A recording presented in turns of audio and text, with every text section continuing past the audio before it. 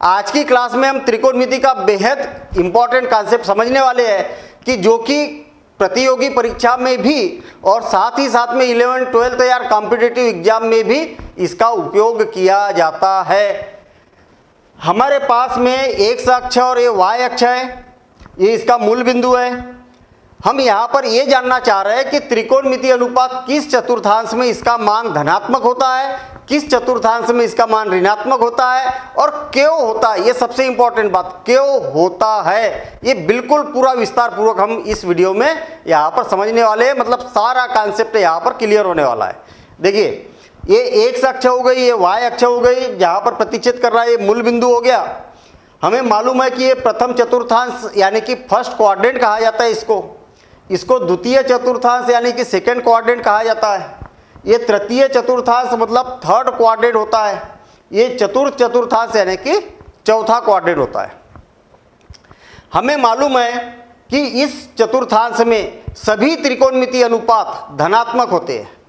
Sign, कास, ten, काट, सेक, cosec, वो पूरे 6 के 6 सारे के सारे त्रिकोणमिति अनुपात यहाँ पर क्या होते हैं, धनात्मक होते। कैसे होते वो हम अभी समझेंगे। द्वितीय चतुर्थांश में साइन और कोसेक पॉजिटिव होता है और थर्ड क्वाड्रेंट में यानी कि तृतीय चतुर्थांश में टेन और कॉट पॉजिटिव होता है और चतुर्थ चतुर्थांश में कास और सेक पॉजिटिव होता है। लेकिन क्या आप जानते हैं कि ऐसा क्यों होता है? तो उसी बात को हम जानेंगे। लेकिन याद रखने की ट्रिक ऐसी है कि सभी आल स्टूडेंट टीच टेक के कोर्स से पढ़ते हैं। देखना फिर से और एक बार, ट्रिक का नाम क्या है, सभी स्टूडेंट टीच टेक कोर्स से पढ़ते हैं।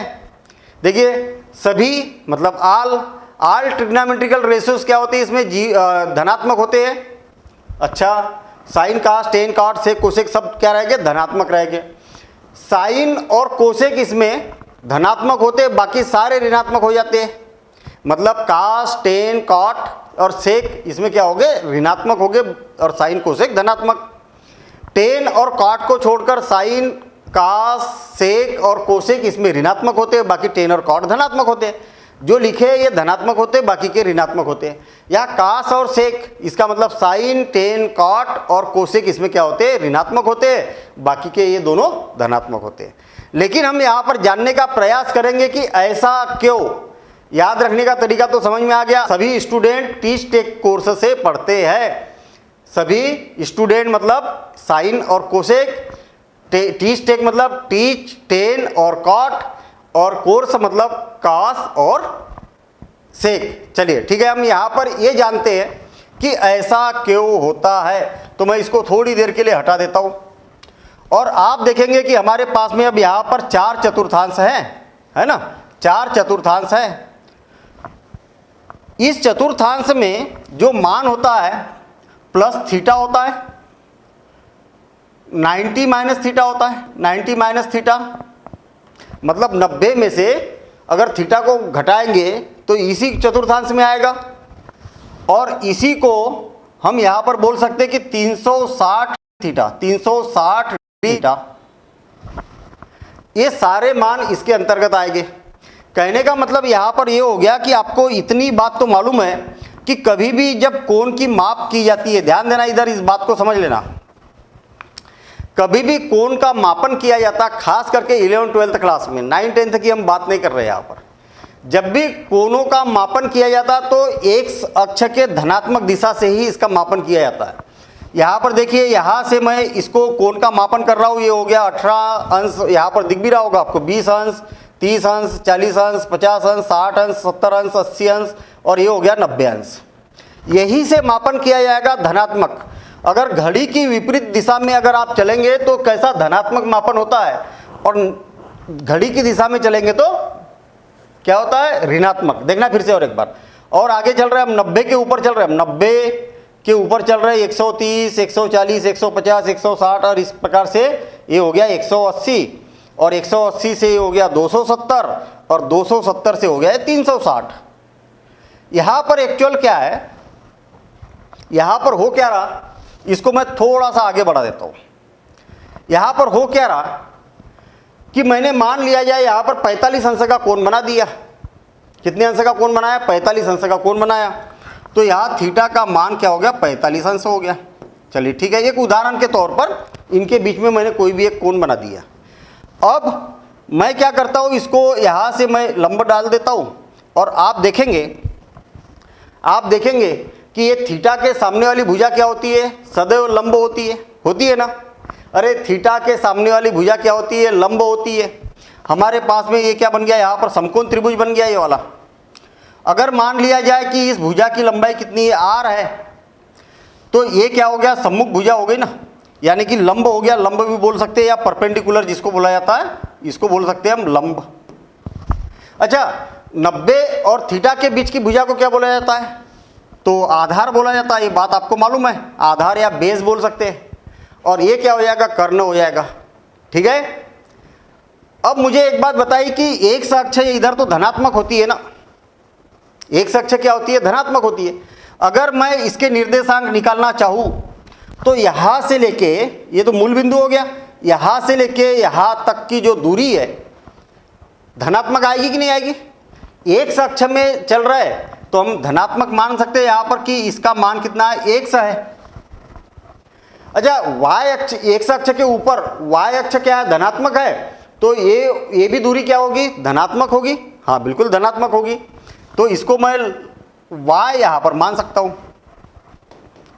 अब आपको मालूम है कि त्रिकोणमितीय अनुपात हमारे पास में क्या है? Sine theta, cos theta, tan theta, cot theta, sec theta और कोसेक थीटा।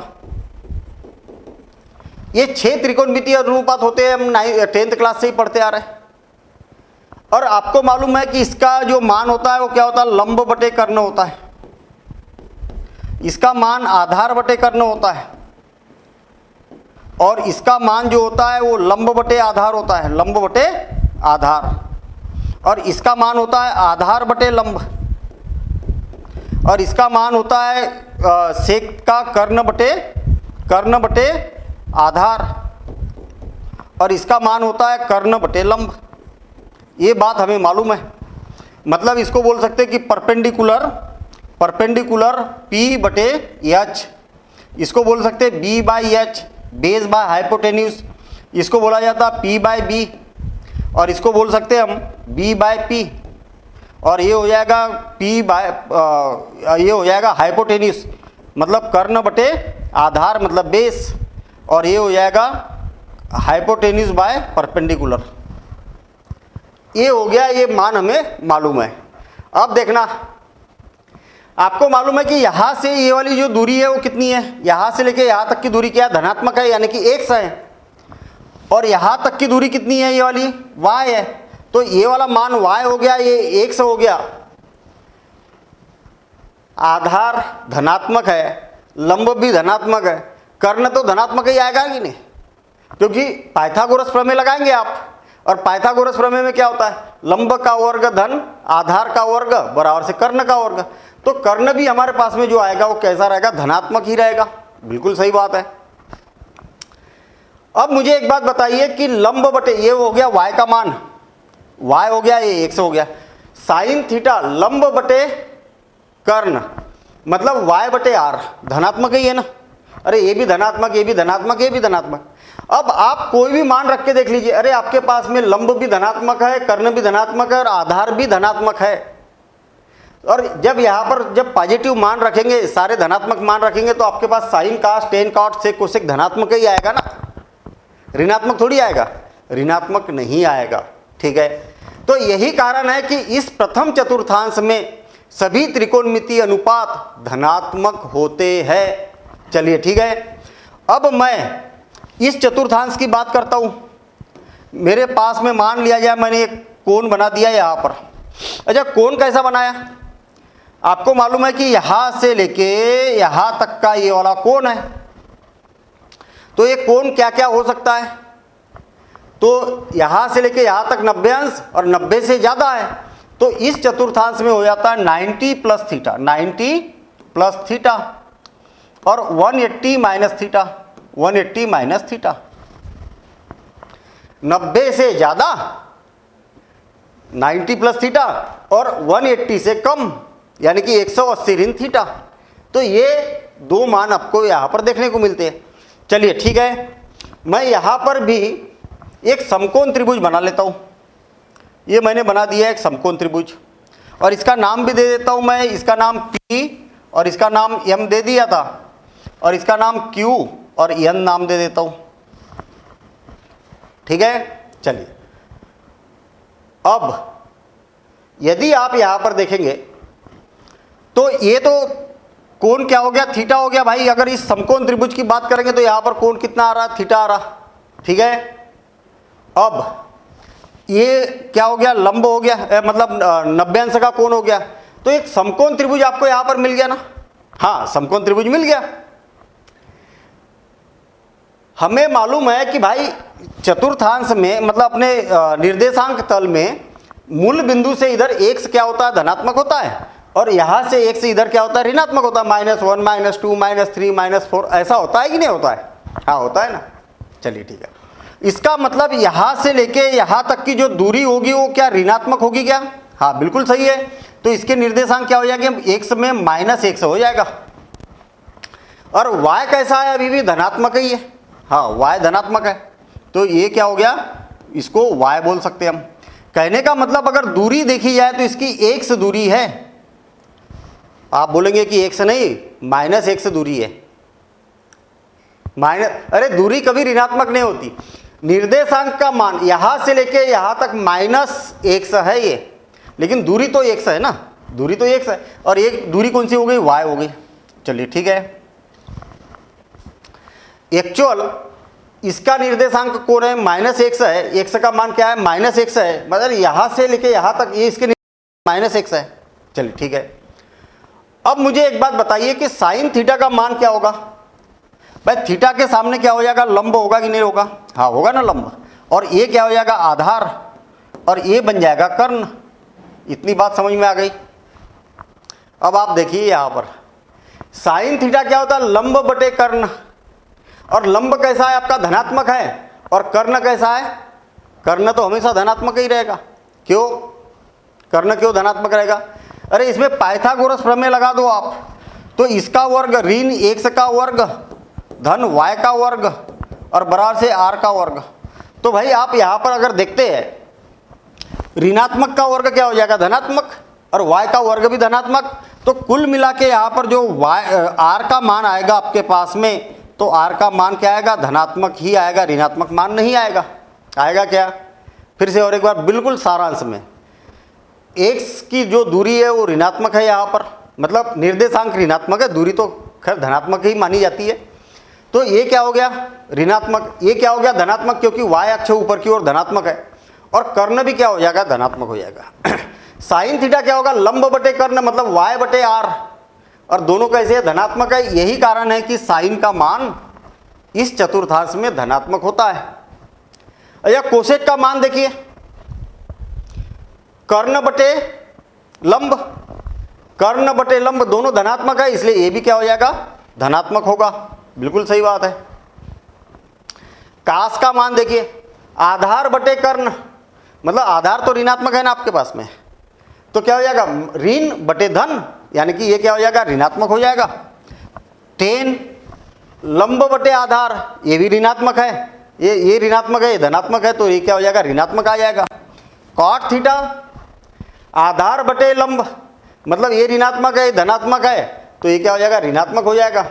सेक थीटा कर्ण बटे आधार, कर्ण बटे आधार, ये ऋणात्मक है, धनात्मक है, तो मान कैसे आएंगे, ऋणात्मक आएंगे। तो केवल और केवल इतना सा कारण है कि यहाँ पर एक अक्ष में ये जो होता है, ये क्या होता है, ऋणात्मक हो जाता है, क्योंकि एक समय ऋणात्मक है ना इधर। चलिए ठीक है, इतनी बात हमें यहाँ पर समझ में आ गई। अब हम क्या है, एक दूसरा कोण बना रहे हैं यहाँ पर, ये वाला। और ये वाला कोण कौन सा है, यहाँ से लेके यहाँ तक का ये वाला कोण है।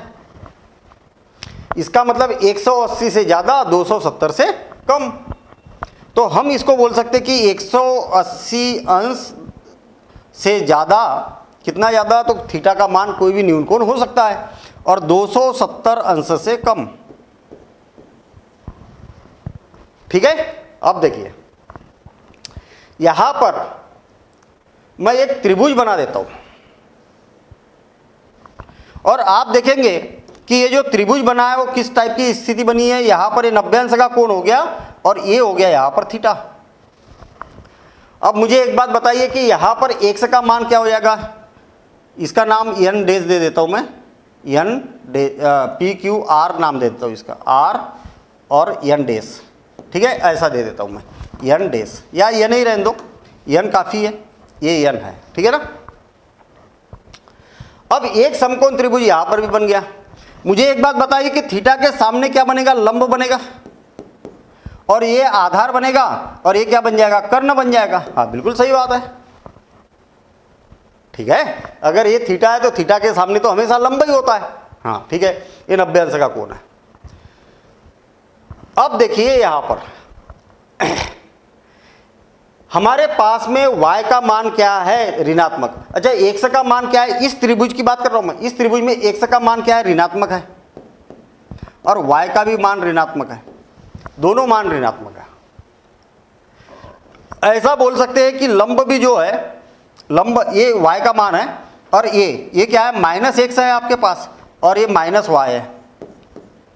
ये क्या है, -x को इसके निर्देशांक क्या है, -x, और नीचे y में क्या होता है, अरे नीचे लटका हुआ है ना भाई, y के अनुदिश में अगर देखेंगे तो यहाँ तक y का मान ऋणात्मक आएगा कि नहीं, निर्देशांक कैसे आएंगे, ऋणात्मक आएंगे।